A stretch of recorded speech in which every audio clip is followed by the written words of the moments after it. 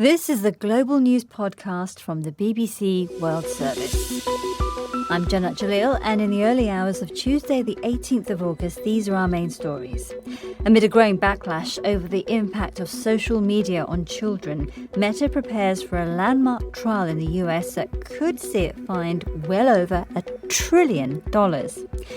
President Trump's son-in-law, Jared Kushner, fails to persuade Israel's prime minister to drop his opposition to the US-backed Gaza peace plan.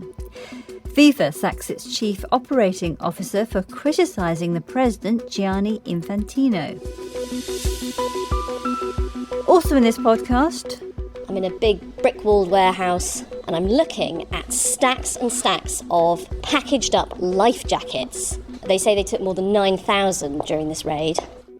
a special BBC report on German efforts to tackle small boat crossings by migrants from mainland Europe to the UK, and how the success of Italian athletes with African heritage could help combat racism.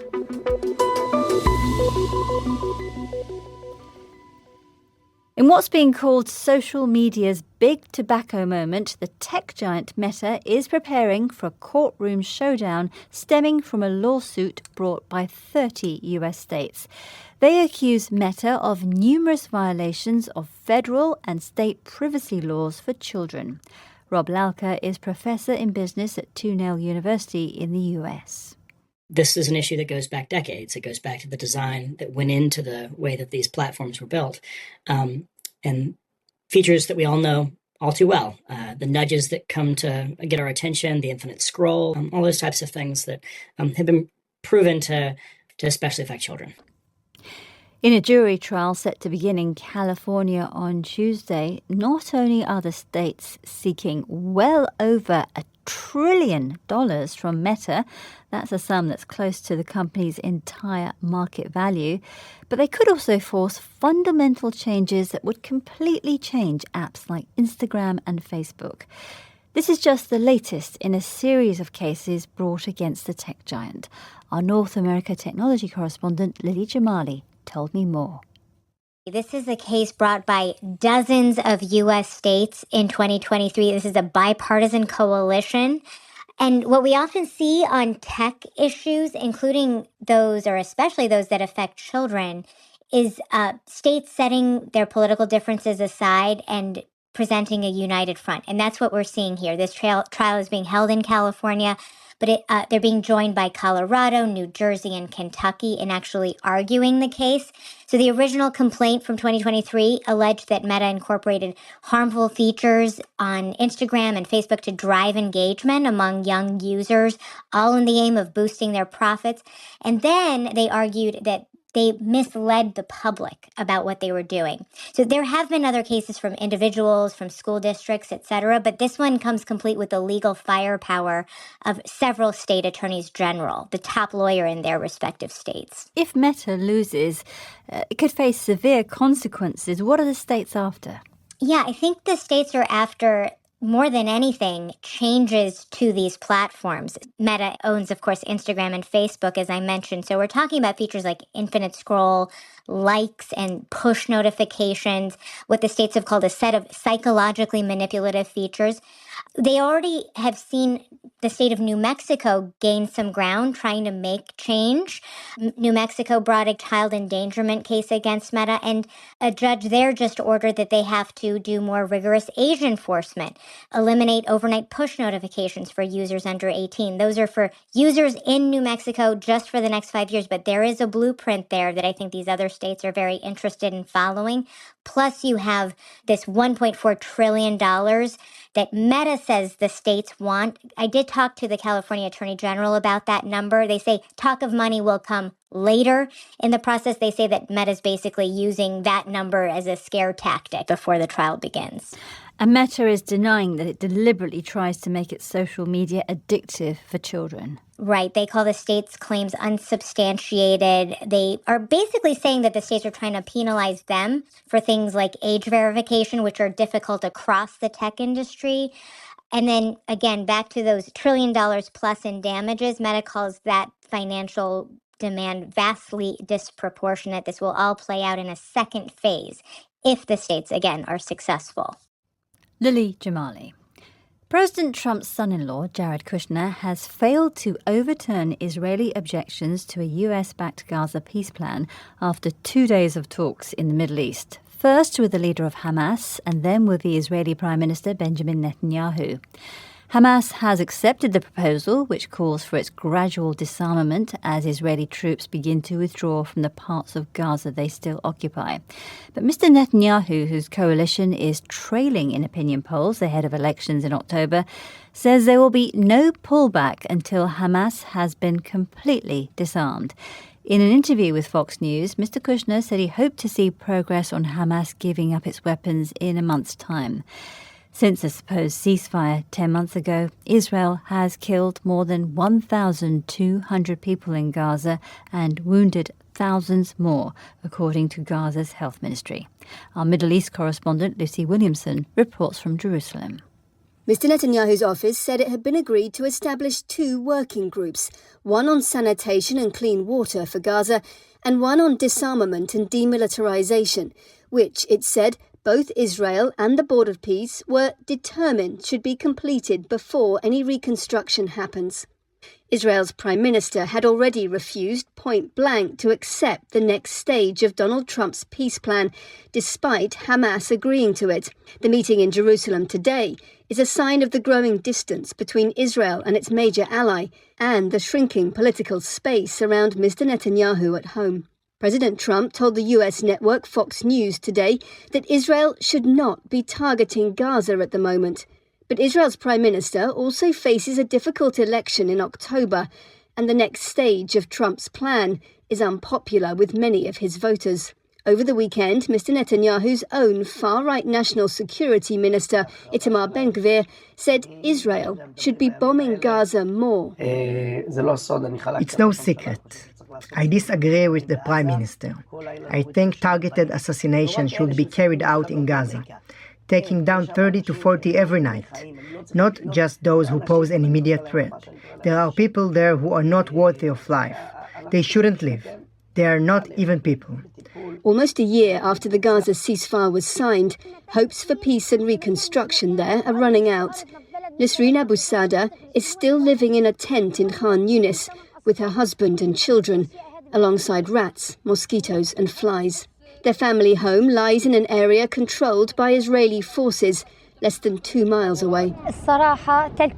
Honestly, for 3 years, they have been holding meetings and making decisions, but nothing is implemented. They just sit in their chairs and leave. We don't see any results. We are just suffering for nothing. We are the ones paying the price. There's been no response yet from Hamas to the changes announced by Israel. Yesterday, 8 Arab and Muslim countries jointly urged Washington to force Israel into complying with the next stage of the Gaza plan. Benjamin Netanyahu wins elections by presenting himself as both Israel's Mr. Security and Washington's friend. Harder this time to present himself as either. Lucy Williamson. Well, with the US truce with Iran also seemingly going nowhere, President Trump has lashed out at an ally that has been mediating between the two sides, Oman. Mr. Trump threatened to bomb Oman if it got in the way of his administration's talks with Iran, according to Fox News. Oman has been holding separate negotiations with Iran about reopening the Strait of Hormuz. I got more on all these developments with our international editor, Jeremy Bowen, starting with the US's failure to persuade Israel to drop its opposition to the Gaza plan. I think the breakthrough, if anything, judging by the statements that came out, was actually from the point of view of Benjamin Netanyahu, because Jared Kushner, who always has a very strong reputation as a close friend of Israel, I mean, he seems to have absorbed Israel's position entirely. I mean, of course, we don't know what he's been saying to Hamas, but the contacts I've had with some Hamas officials and looking at the wider picture there, it seems pretty clear that the Hamas agreement to disarm is predicated on a mutual process. And that's how it was presented to begin with. And then they brought a peace people, Mr. Mladenov, their diplomat, after a meeting with Netanyahu, sort of walked that one back. But essentially, there was meant to be a reciprocal process going on. Mladenov, he realized that neither side trusted each other. But the way that it's now being presented by Messrs. Kushner and Netanyahu appears to be that Hamas disarms, and then Israel decides if that's sufficient, and then allows rebuilding.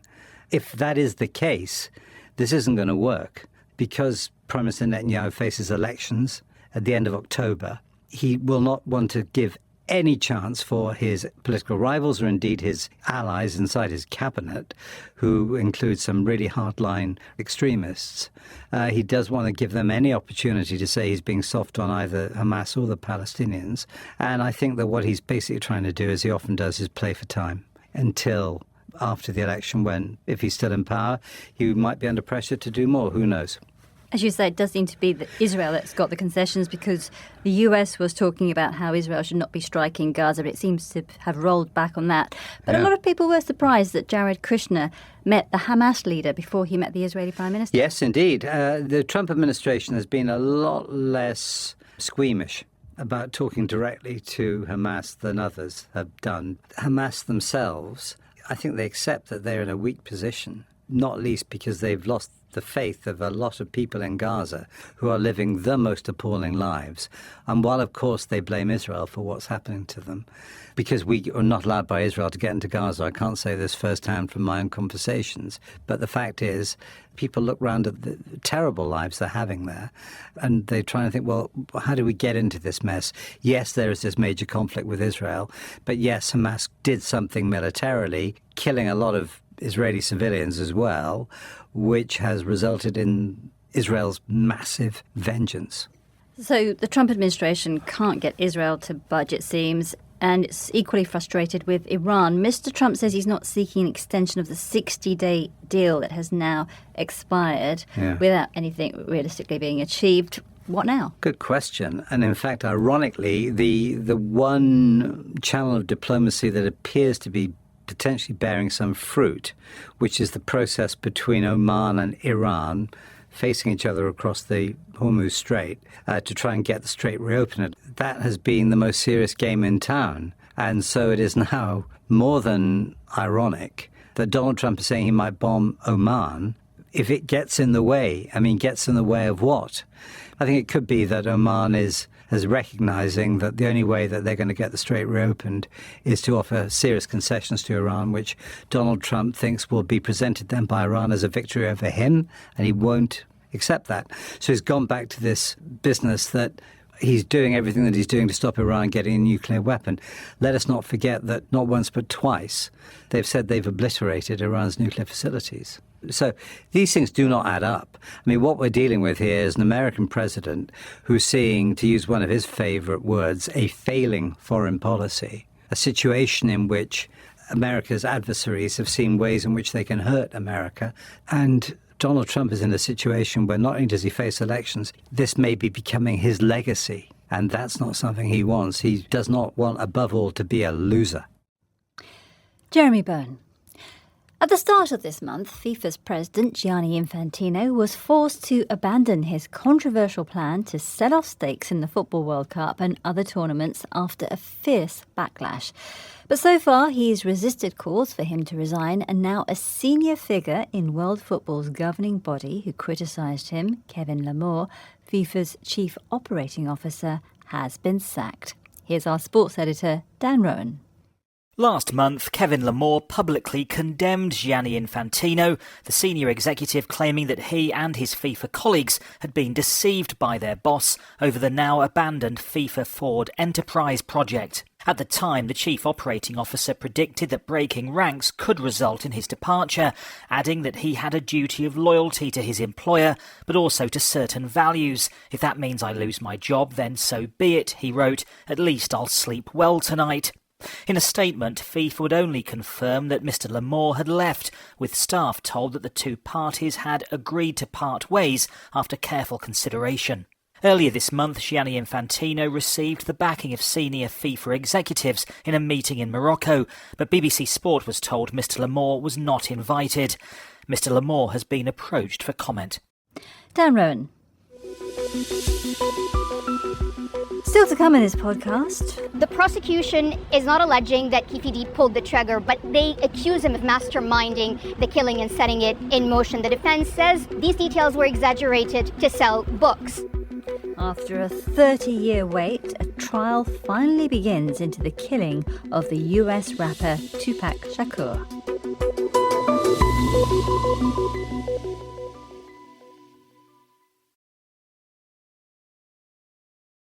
This is the Global News Podcast. While Ukraine has been carrying out deadly strikes deep inside Russia this year, including on wild berries, the Russian equivalent of Amazon, it's also seen a big surge in the number of civilians killed as Russian ballistic missiles exploit its inadequate air defences.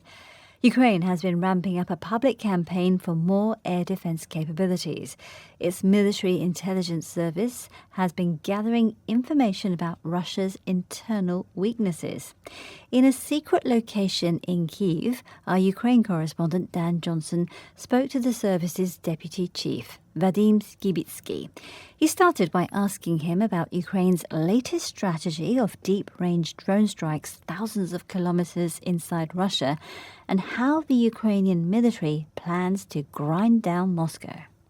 We should destroy and disrupt, first of all, production, weaponry, and that is why one of the main objects for us is defense industry. And of course, next one, logistic system, including in some case wild berries, for example. Why? Because it's one of the elements of the logistic system of Russian Federation to wage the war, including, for example, through wild berries, some military equipment, military components, and another elements that Russian Federation uses for war. Will those deep strikes continue? Unfortunately. Even if more Russian civilians are killed? First of all, I said we must destroy and disrupt the main elements of the wage of war of Russian Federation, not civilian people. Do you see evidence that those deep strikes are increasing opposition to the Kremlin, not increasing its support? It's really influence on the population of Russian Federation because the understanding concerning the air defense system of Russian Federation, concerning the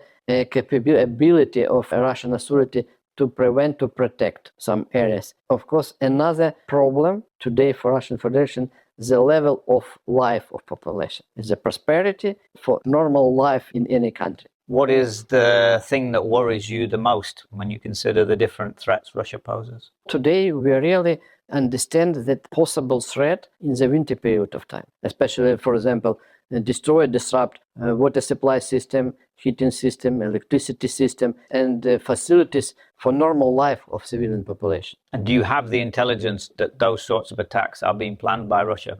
Due to our capability, defense intelligence of Ukraine, we absolutely understand the plans. Knowledge is absolutely good, but without the air defense and other weapons, including weapons and munition, it's very hard to protect all territory of Ukraine. Do you think ordinary Ukrainian people are going to feel the impact of that even more this winter than last year? Yes. Every day we have the wounded and dead civilian population in many regions. And unfortunately, with increasing number of drones, some missile system of Russian Federation, the threat and challenge can increase the losses of civilian population in our country. Some people would say then that is the evidence that Ukraine is not winning this war. We have not another way for surviving. It's our territory, it's our culture, it's our history. We must fight to prevent the full occupation of Russian Federation. Do you think you are winning? I think yes. That was Vadim Skibitsky, the Deputy Chief of Ukraine's Military Intelligence, speaking to Dan Johnson. Well, in Russia itself, the country's only anti-war party has recently seen a surge in support ahead of next month's parliamentary elections. But last week, the Yabloko party was barred from taking part in the vote, and now that decision has been upheld by the Supreme Court. And another court has jailed the party's deputy chairman for 11 years for criticising the conflict in Ukraine. As our Russia editor Steve Rosenberg reports, supporters of the anti-war party were detained by police. In Moscow, there was tight security and a flurry of arrests. Dozens were detained outside the Supreme Court, many of them young people. They'd come to support a political party that is doing something rare in Russia, calling publicly for peace. Inside, Yabloko appealed the decision to bar it from the parliamentary election. It had been the only anti-war party allowed to run, but was struck off the ballot a week ago for alleged copyright violations. The appeal was rejected. Yabloko was barred because we stand for peace and freedom, party leader Nikolai Rybakov says. Those who are removing us from the election stand for the opposite. What I find interesting is this, that just a few days ago, the authorities here seemed confident enough to allow an anti-war party to take part in the parliamentary election, and so Yabloko received its registration.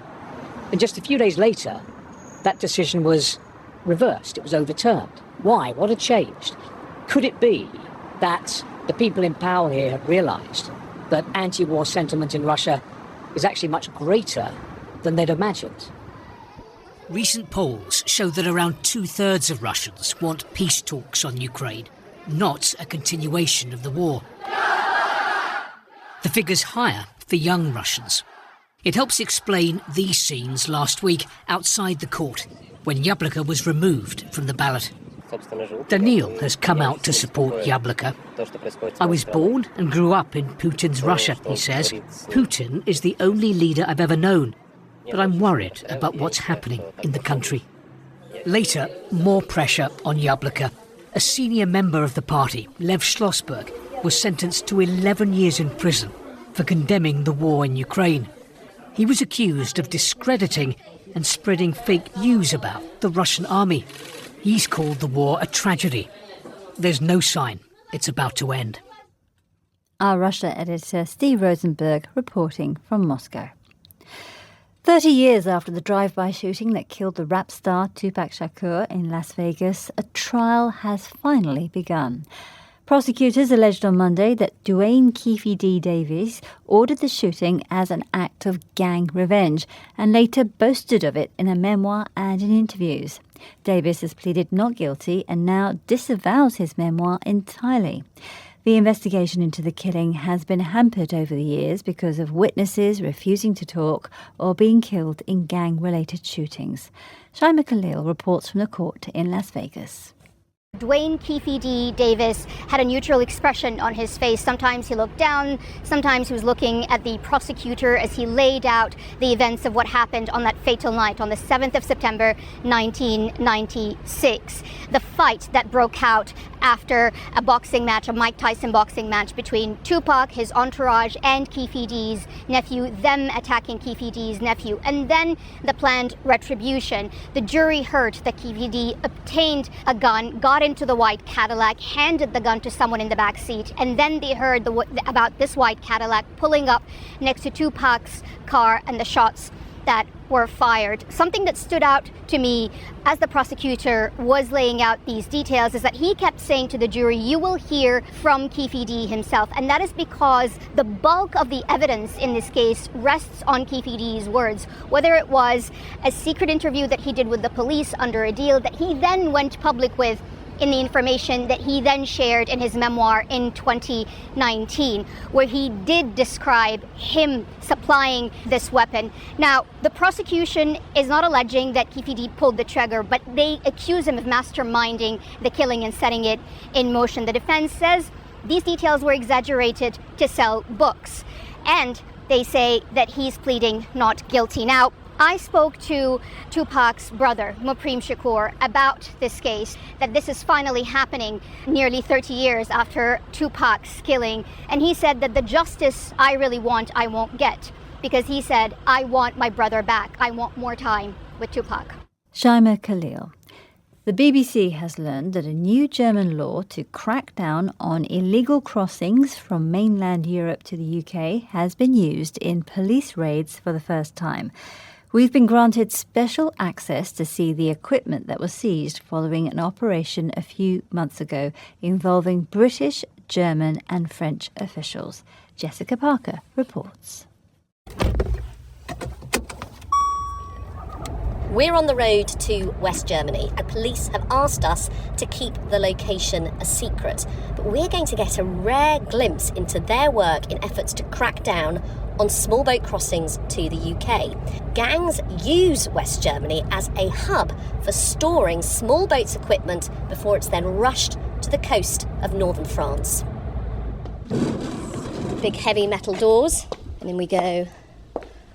Oh wow, this place is huge. I'm in a big brick-walled warehouse, and I'm looking at stacks and stacks of packaged up life jackets. There's loads of them. They say they took more than 9,000 during this raid. This equipment was seized during spring raids that used a new law in Germany for the first time, and we're seeing the results. And I've come over to more cardboard boxes, and inside those are deflated dinghies. Also on the programme, a BBC investigation finds evidence that people traffickers are storing small boats in Germany before migrants use them to try and cross the channel. 2 years ago, our BBC investigation exposed West Germany's role as a staging post in the small boats supply chain. Our reporter went undercover.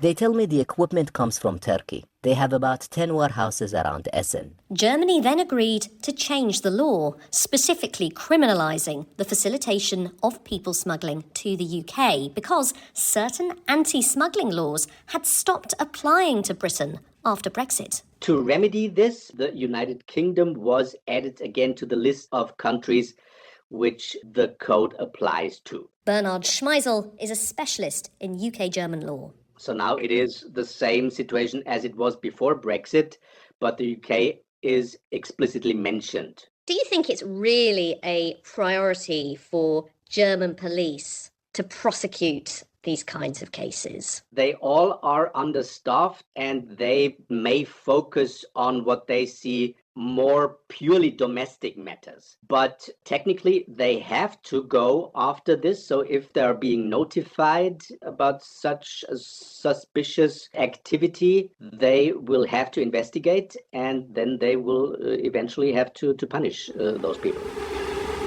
One law change agreed here in Berlin isn't going to be a silver bullet, but migrant and enforcement sources say tougher policing in Europe is helping to disrupt supply chains, possibly a factor driving some smugglers to put more people onto bigger boats. Because these gangs don't just abandon their money-making schemes, rather they evade and they adapt. That report by Jessica Parker. The European Athletics Championships came to a close on Sunday night in the English city of Birmingham, where Italy finished at the top of the medal table, edging the hosts, Great Britain, into second place. Among the athletes who clinched gold for Italy was Larissa Iapicino in the long jump, but her success and that of other Italian athletes of colour has reignited a wider discussion about race and what it means to be Italian. Our reporter Carla Conti told us more about what sparked this debate. So one of the driving forces behind these discussions online has been comments made by the former army general and far-right politician Roberto Vannacci. Mr. Vannacci rose to public notice after he published a highly controversial book titled The World Upside Down, where he made comments regarding the volleyball player Paola Egonu, writing that although she is an Italian citizen, it is evident that her physical features do not represent Italianness, as he put it in his book. Many online have echoed this sentiment by directing racist abuse towards black athletes. But after the recent Italian success at the European Athletics Championship, many were also joking that Mr. Vannacci had gone quiet as athletes of color helped Italy reach that top spot. And just a few days earlier, the 19-year-old Sarah Curtis, whose mother is Nigerian and father Italian, set a new world record for the 50 meters backstroke at the European Swimming Championships in Paris. And the Prime Minister Giorgia Meloni publicly hailed the two athletes as an example of the Italy that knows how to win, as she put it. So her enthusiastic support was widely noted, especially as it directly contrasts with the silence of far-right figures like Roberto Vannacci. And Carla, how does this debate feed into the wider political rivalry between Mr. Vannacci and Ms. Meloni? So since establishing his own political party, Futuro Nazionale or National Future, Mr. Vannacci has sought to position himself as a rival to Giorgia Meloni, championing an even stricter stance on migration and calling for a return to a concept which he has described as the Mediterranean patriarchy. He says that in his ideal Italy, there must be room for, quote, strong men who are able to control their emotions and passions and protect women. And now his party is polling at around 7%, which potentially complicates Giorgia Meloni's path towards re-election next year. And there are signs that that competition will play out over migration. As I said, Mr. Vannacci has gone further than Ms. Meloni in that regard by advocating for the removal of migrants and their descendants from Italy, a concept also known as remigration. And for her part, Ms. Meloni has taken an increasingly confrontational position, most recently by imposing controls on travelers from Spain following the mass migrant crossings into Ceuta. So while this latest debate began in the world of sports, it also taps into a much bigger political argument about who gets to define what it means to be Italian and which vision of the Italian right will prevail ahead of the 2027 general election. Carla Conti. And that's all from us for now. If you want to get in touch, you can email us at globalpodcast@bbc.co.uk. This edition of the Global News Podcast was mixed by Javid Galani. The producer was Emma Joseph. The editor is Karen Martin. I'm Janat Jalil. Until next time, goodbye.